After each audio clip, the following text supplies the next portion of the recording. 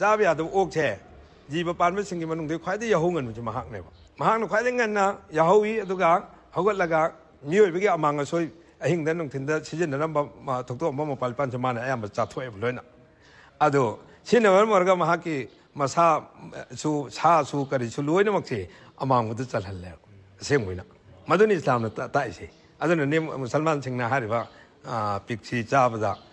ฮารามนี่ฮัลลัลอุดีเฮฟซีจ้าวิยาตับเนี่ยนะอีกคนนะจีบปานบับูยามนะตาสิตัวเนี่ยตัวบุตรยาเดียบจ้าวิยาตับหุยสิดกิตัมบิยาบอีกคนกี่คาแรคเตอร์มีเอาเรียบหุยสิเนี่ยมาพูดนิ่งบุษย์มาเนี่ยมาพูดนิ่งอีบมองสิ่งกุมเนี่ยอีกคนสู้มีอะไรบุษย์ตัมจบิยาบปาราเนี่ยเขาดวงจ้าวิยาเดียบอิสลามนะเขาดวงตะกี้ตัมจบิยาบปารามาให้เดียบเขาดวงเนี่ยนีบกันบุษย์นีบกันบ่ผู้รสูตานรสูมาสิเขาดวงสิตุ้มพังดิผู้นีบกันบุษย์จ้าวิยาตับกวากให้ตาเร่อุเชกตันเนี่ยกวากสิกี่พระเจ้าบักขากอามากี่คาแรคเตอร์มีเอาเรียบการีกุมมาจ้าวิยาบปชกมันพังกันแต่มาตุ้มเตะถ้าจ้าทุ่ยผมมาไม่เอาก้ากันเราต้องไม่เอาจะกูนี่คมจังกันนี่ตาจังกันนี่ตัวฉลุไปในตาแล้วก็จ้าหนุ่มบุกี้สมัยนั้นจ้าวิยาเดี๋ยวให้ไปจีบสิ่งเช่สิแต่ช่วยพระเจ้าคาแรคเตอร์มันคุยกุนนมุมไปเช่มีอะไรเป็นตั้มจบิยาบเล่าวิยาบ